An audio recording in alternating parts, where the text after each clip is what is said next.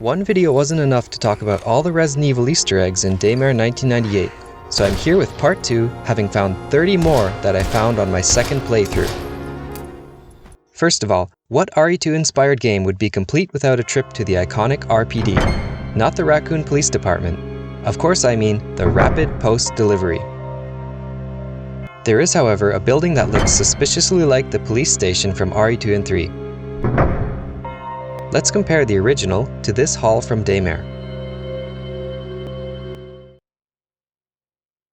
While the stairs, doors, and ramps are missing, there is a second-floor walkway, barreled ceiling, and logo by the entrance. The desk mimics the fountain too. There are also a ton of references to raccoons. This street sign, the keychain. I'm guessing this is another wink to Raccoon City and 98, the release year of RE2. Gun Shop Kendo from RE2 has been recreated in Daymare as well, except you enter from the opposite side.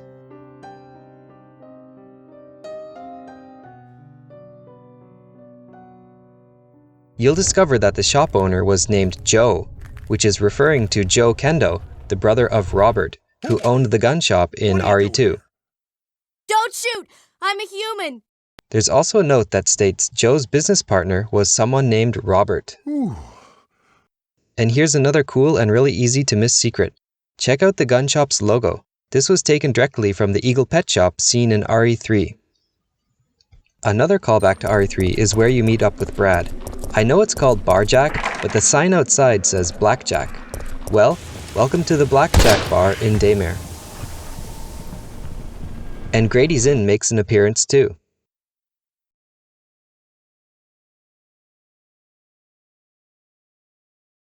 In my first video, I missed graffiti in the basketball court. Blood on the dance floor.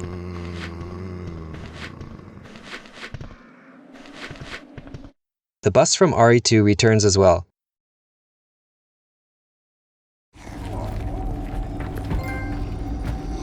There's even a briefcase near the front door.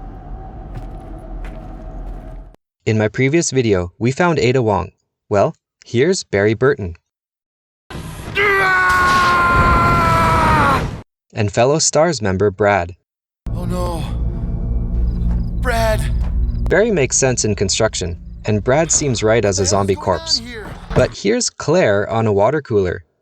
I wish it was something more iconic like her jacket or motorcycle, but maybe it's hidden here somewhere. I think I found Leon's Jeep though. And speaking of Leon's wheels, take a look at the number on this post-it note. That's the license plate of the cop car Leon took at the beginning of RE2. And I found another reference to Ozwell E. Spencer, one of Umbrella's founders. After what he did to the Trevor family, we know that Ozwell is ice cold, so it's only appropriate he's making and selling refrigerators. Ozwell that ends well.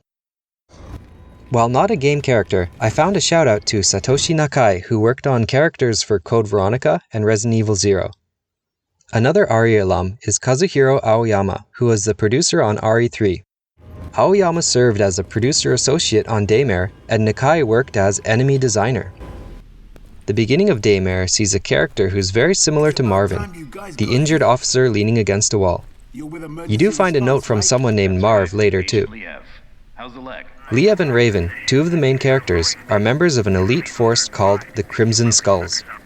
Crimson Skulls is a reference to the RE1 Remake's Crimson Head zombies, who reanimate stronger and faster. This next one is dubious, but this guy that's being killed with an umbrella could be a reference to the Umbrella Corporation. I know Redrum is from The Shining, but it's also an RE2 Easter egg. There's even some references to the RE2 Remake seen in these combination locks. And this puzzle. I know this is an Independence Day reference, but it could also be the smooshed scientist guy. My last one is probably the most far-fetched. But one look at that sign and you know what I'm talking about. Leon! That's right, the infamous Ballistics scene from RE4. Small world, eh? Well, I see that the president's equipped his daughter with ballistics, too. How rude! Ooh. Sorry about that, babe. And I can't forget one more Metal Gear Solid secret that I found. F. Yeager is Frank Yeager, the one and only Grey Fox. Or is it Cyborg Ninja? Or Null? Daymare 1998 is so overloaded with Easter eggs, parodies, and references, it's frying my brain. It got me calling V-Jolt, J-Volt. In 2 videos, I found over 40 Resident Evil ones alone. And I know I'm still missing some.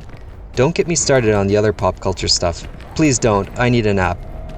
As an update to my last video, I found Nintendo PlayStations all over the place, so stay out of the sewers and stick to dark alleys. And that note with the date December 6, 1996 makes another appearance on a military truck, so I'm gonna assume it was in fact the PC release of RE1. So, what'd you think of my list? There's not much information about these secrets and Easter eggs, so perhaps I'm stretching too far with some, but I'm gonna put them out there and start the conversation. And hey, who doesn't want to talk about ballistics? Thank you very much to everyone who watched, liked, commented, and subscribed. It was your comments that motivated me to jump back in and collect as many secrets, references, and Easter eggs as I could find. It's much appreciated.